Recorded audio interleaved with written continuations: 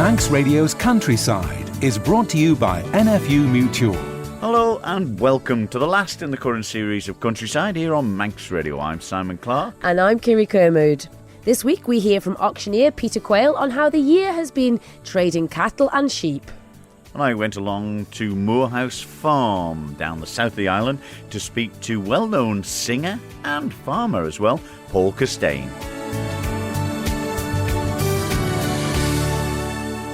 But fast approaching the festive times, and a couple of people that we're talking to today, Kirree, like ourselves, they're looking forward to Christmas. And, with the farm inside of it, it's got so much tradition. The feeding up, the looking after the animals has to continue. But there is something special about sitting down for that Christmas Day. It really is special, Simon. I think especially on farms, it is a nice day to sit down, reflect with all of the family on the year that has passed, but also to give thanks for the food that we have on the tables. A lot of it homegrown, locally grown. We may even know the farmer that's produced it if it is Manx. And Peter Quayle, like he says, offering turkeys and poultry at this time of year, but also the good quantities of beef and lamb and pork that's available from the island's butchers too for that special Christmas Day. Yeah, and the snow and cold weather, has it caused much trouble for you? Oh, as we mentioned in last week's programme about the icy water pipes, it was the case. They did freeze up in some parts that didn't have the lagging on it to keep them insulated. But that's part and parcel with farming, and everything's got to be checked. And like you say, on Christmas morning, the routine doesn't stop there. Out to see the stock and then in for your dinner. Yes, the farm always smells different at Christmas, doesn't it, somehow? It is. It's always cheerful as well. But a lot happens at the Marts around the Isle of Man. Well, just one, of course, now. And you spoke to the auctioneer. Yes, I spoke to auctioneer Peter Quayle, and I asked him how the Marts have been this year. We would have liked it to have been a bit busier. There are just one or two less sellers now, and we've still got maybe one or two less buyers as well. The cattle that have been forward have made decent prices, but they need to be as well, because for people to keep a cow all year and then sell a calf, they just need a good price, and the price that they then, after those farmers buy them and then sell them at the meat plant, and the meat plants have been giving good prices, but we do have a worry about the meat plant, because unless they're functioning totally correctly and properly, then our customers don't have the confidence to sell and buy, especially as there's been such stagger at times at the meat plant. So we sort of work together, but we do need that meat plant to be sorted out and running efficiently and properly, and no staggers, and just get on with it. It's supposed to be one of the best meat plants in the world, so there's room for improvement. We're just not sure whether the minister realises the importance, or to get on and do the job right. Yeah, this is it, the sense of urgency, isn't it? Especially as input costs are rising on farms, Peter. Yes, the costs just continue to rise, as they do with every other profession. But the farmers are at a disadvantage when they buy the stock. They haven't a clue what they're going to be worth when it comes to selling them. The autumn sales is mainly the suckled calves, but we do have a few lambs as well, and the breeding sheep sales, and they went quite well, and the ram sales. There is just that limited market on the island, which at times some of the stock does need to be exported because it can't all stay on the island. But we do appreciate that the Manx public are supporting our product. We got the milk and cheese. It's super cheese. It's disappointing to see that some of the supermarkets seem to just promote imported cheeses, which just seems bizarre. The beef and the lamb is always good quality, and it's nice to see that in some of the other supermarkets. And then there's pork. So there's always a good selection of Manx products. We just hope that, and the Manx people do really support lots of them. I mean, it is dependent. We have seen a massive shift in the support you see on social media, whether it's behind the creamery or Isle of Man meats or whatever, small producers, even honey or Manx made products. They are getting behind it. They are obviously conscious of food miles and obviously everything that's happening with global warming as well. There's so many factors. It's a job just to know which to concentrate on, or which one is who's telling the truth. I have a problem with the governments, because the English government have let their agricultural industry down. I'm not sure whether our our own DEFA, are they fully supportive? Or, in fairness, it's a job to know what is the best way to support, because the support schemes seem to have turned round, and when we drive around the country and we see lovely fields of different colours and well farmed, and then you see fields are left to go and they just look awful with rushes, and yet they're the ones that have been encouraged by the department to allow nature to and look after the birds, bees, butterflies, insects and everything else. But it seems ludicrous to go down that route when there's so many people in the world not having enough to eat, and unfortunately a lot of those countries aren't able to afford to buy it. But food will be wanted. You can't just keep on increasing world population and reducing the food that we produce. It's a crazy situation. And with all of that said, Peter, obviously, like you touched on there, the environmental scheme that's in place at the moment, is it benefiting all of the farmers on the island? And no, David Bellamy seems to be the one who's trying to implement it, and he's very helpful. But it just goes against the grain, and people say, well, we're just old-fashioned or whatever, but it just doesn't seem right to go so far down that route. And I'm sure England are changing their minds, and Wales and Ireland and Scotland, they're developing their own schemes which are more towards the production of good stock, which the Isle of Man can do. That's it. It's just getting that balance, isn't it, between production and nature. And like you say, food security is absolutely paramount here, especially on an island. Yeah, I think the milling wheat producers have been let down totally. Something should be done. It's just criminal the way the mill is not putting out contracts or not bringing in new wheat each year, because they can't just keep wheat in a silo that will last forever. It just doesn't add up. Yeah, there's a lot to be talked about and gets to be gotten to be sorted out very sharpish as well. And going back to now, Peter, the winter weather, it's pretty cold, miserable out there. It is winter. We do expect a bit of hard weather. We've just come through two heavy grounds. It's been pretty icy and hard. But as long as the sheep and cattle outside have got something to eat and shelter, they're okay. It does kill the bugs, and we think, and so we always like a little bit of frost about. Don't think there was any last year. No. I think they probably used more salt already than on the roads than they did in the whole of last year. But other people, it's winter. We accept it. If we get a hard, tough enough time in winter, and we get a nice spring and summer, that's as much as we can ask for. No, absolutely. And talking of the Christmas Mart, it's only around the corner. It's this coming Friday. Yes. It's always well decorated. We've got a good team. Gordon Clegg and Roger Chadwick and Murray, they seem to revel in putting decorations everywhere. We have the Crosby Silver Band. They arrive at 1:00. There are some stalls, and we also have some excellent catering if anybody wants to come for lunch or dinner or a cup of tea and something to eat. And we have some turkeys to sell, which are all dressed, well presented, and some geese as well. But the carols sing in the first half an hour. Lots of people enjoy that as well. Yeah, and that's it. It's getting out and about and enjoying Manx local festivities, isn't it? And touching on the poultry, the industry across in the UK have had it really, really bad. I do hear from some of the local butchers that do import some of the Christmas turkeys and geese that they've been hard come by. So the Christmas Mart out at Knockalo might be the place to be. It could be the place to be, but always remember that if you can't get turkey or goose, there is excellent Manx beef or lamb about, and it makes a good Christmas dinner. It really does that. And this year, Peter, will you be having the charity auction as well? Yes. I think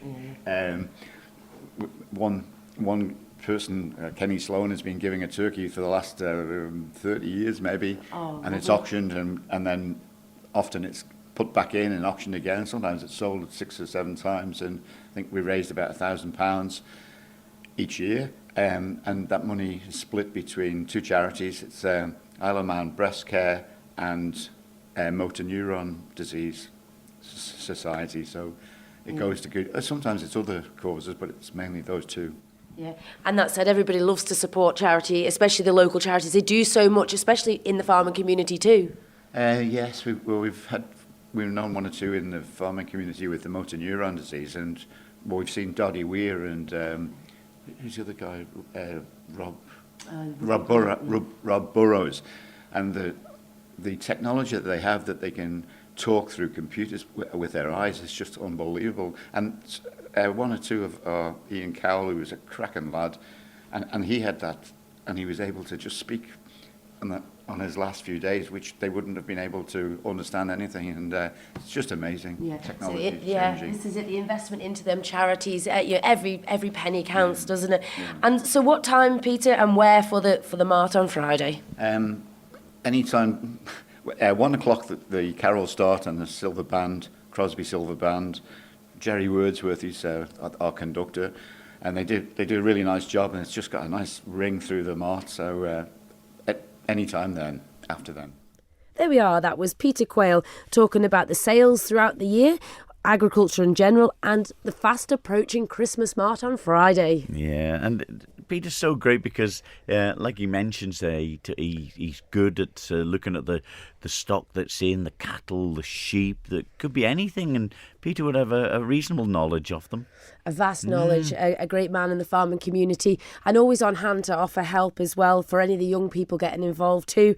And that's so important, isn't it? No, so important. But also the Christmas poultry mart with the carols, the singing, the mince pies, and all of the hospitality that goes with it. The team out at Central Marts puts in such a big effort, and a nice close for the year.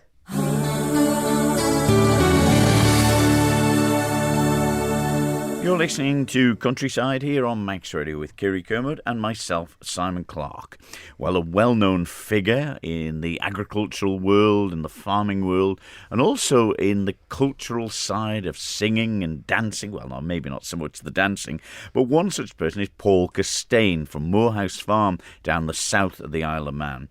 We spoke about Christmas and his famous nativity plays, but firstly I put him to them. It must be fairly difficult where he's living with the variety of land. In the south, we've got a lot of hill land, a lot of low land, mixture of flat to high. I think we go up to about 1700 feet. We've got, we're pretty self-sufficient in breeding stock. We breed our own replacements.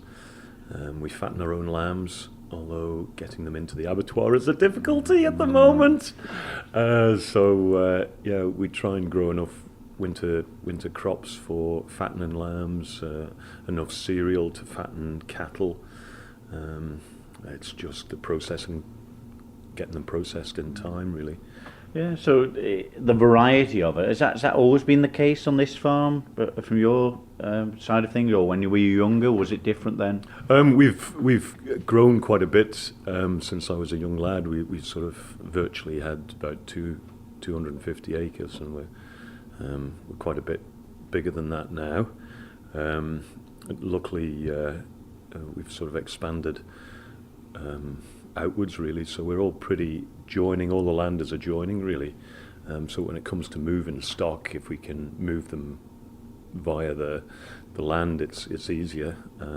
Certain stretches we have to, we've got some good neighbours, well, they'll come and help us move them on the road, but for green efficiency, it's far better that Michael and I can move them with the quad bike. You might have seen them coming down Slough, from Glen Rushen and the hill land coming down for the winter, and that's what I find really interesting. This is what we've been doing for 1,000 years, Simon.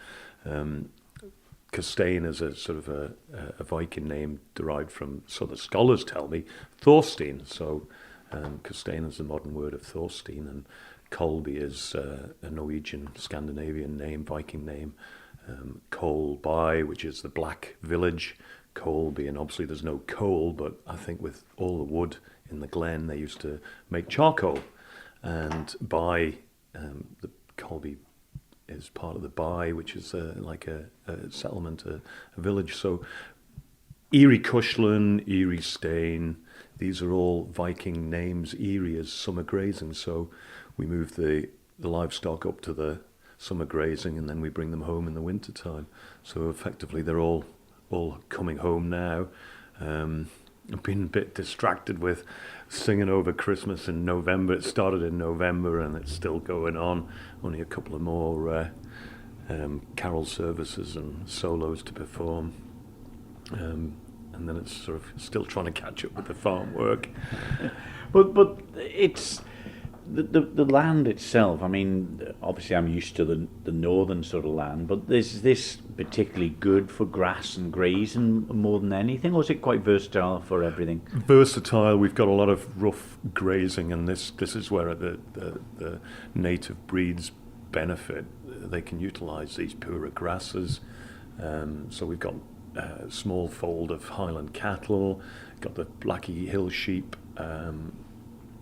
So we've introduced a few Highlands onto the hill. They can process this sort of rough heather better. Sheep is more selective in its grazing, but the cattle tend to sort of take a big mouthful, and then obviously they're fertilising the seeds, and it's getting trampled in with when they sort of not quite poaching the ground, but they can press the seeds into the ground. So yeah, it's all part of the environment, and as I said before, it's like I feel as if we've been doing it for 1,000 years, although I haven't been around that long, but certainly this must be about my 40th, about 45 years of feeding cattle and Christmas time. I hope my father's listening, because I think it's about his turn to feed the cattle. He's only 91, nearly 91, he's 90, so he's got no excuses to get out and feed the cattle and give me a day off or a few hours off. It's been a difficult time weather-wise. They've had loads and loads of rain at once, and now we've got the cold and the frost. How have you been coping with that? Well, it started in the summer, didn't it, really, with the dryness. We found a lot of the natural water sources were drying up, so we've had a few IBCs, and we're filling containers, bringing it to the cattle, certainly on the Bradder. Bradder suffered quite a bit. Yeah, and then the rain. We're fortunate that we've got this sort of diversity in the hill land, and we've got different. Down here, it's sandier, it's a bit drier. On the slopes, the water runs off, and the cold weather. Yeah, that's flipping water pipes are freezing up at the moment. That's the problem, because animals need the water. And then a lot of the little natural streams and ditches have dried up, so we're having to sort of locate the cattle and the sheep where there's a natural water supply. Because I think this last winter we didn't have any frost or icy weather at all. And it's just amazing. I do a bit of sea swimming, so it's interesting to see that the sea temperature is 10 degrees, and yet the land temperature is about 3.5, isn't it? So it's actually warmer in the sea. So not that I advocate going out and jumping in the sea to get warm.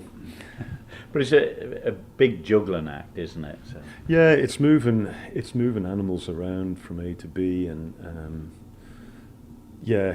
I'm sure you could devise a farming board game where you've got, because you do get gridlocked at times and places, and then you try and have the sheep home or nearer home when they're lambing, so you haven't got to drive as far, and the same with the cows.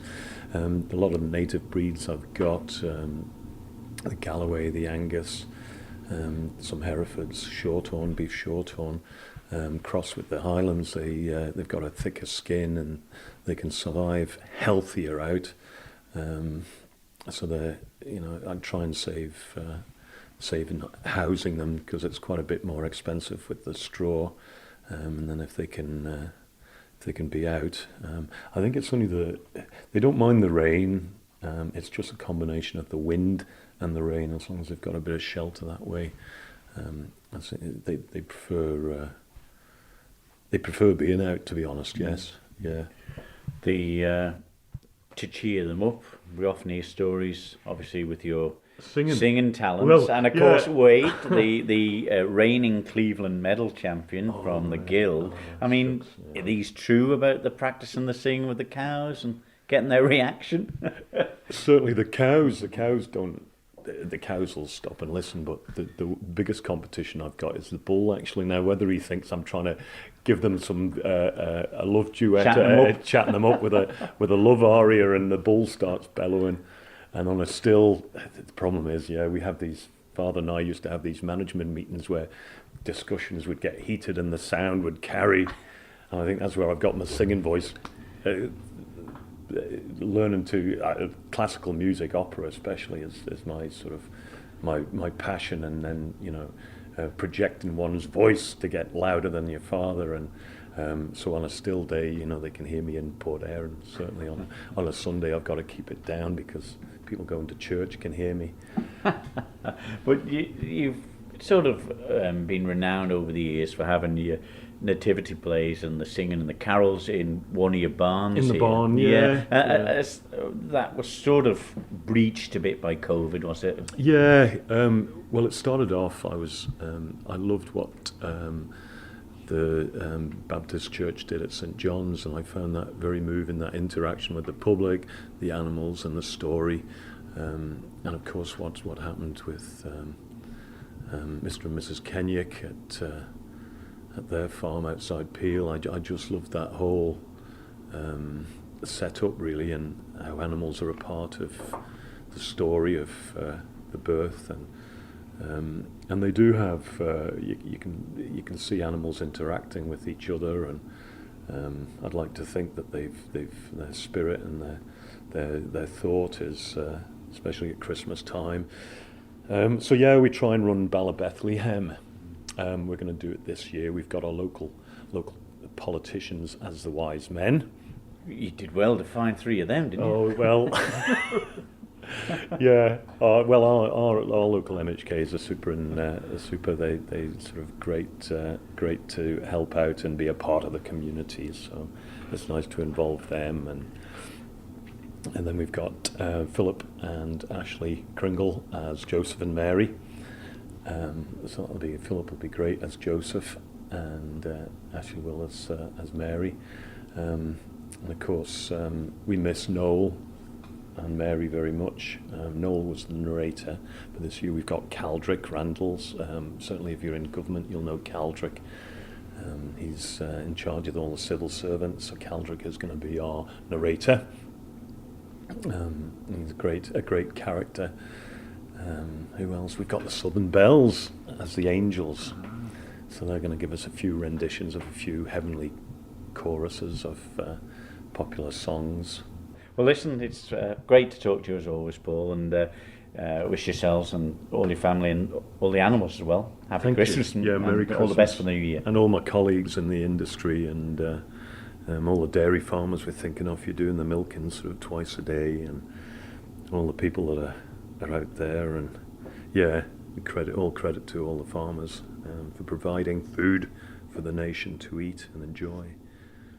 Paul Costain telling us about the nativity plays, his singing, and also what goes on his farm and what was happening when he was growing up, and particularly at Christmas time as well, and never short of a word. Never at all. But he always looks so well in his fancy dress there for the nativity, and everybody can follow him there on social media, Morehouse Farm. But always a character and a great singer. And I remember him when he used to come to our farm when I was small, and my granddad was there, and he'd always admire Paul for his singing and just break out in tune as he was going across the yard. Great memories, but for anyone that knows him, entertainment at Morehouse always. Great stuff. Well, that's it for this week's Countryside and for this series as well. We'll be back in the new year in the next series. All that is left for us to say is to wish, firstly, you, Kirree, and your family a very happy Christmas and have a good new year. And to all our listeners as well. I'm sure you echo them thoughts. Absolutely. It's been a great year, and thanks to all of the producers here at Manx Radio too. Indeed, Kirree, especially to our editors of the programme, the producers, Christy Daven, and also Howard Kane as well. All the best to you for that. And, just one left, I suppose, for the farming community to get to on Friday. That's it, Friday the 23rd, 1 o'clock at Knockalo out in Peel for the Christmas Mart. So that's it for Countryside. We'll see you in 2023. From me, Simon Clark. And me, Kirree Kermode. We'll see you then. Happy New Year. Bye-bye.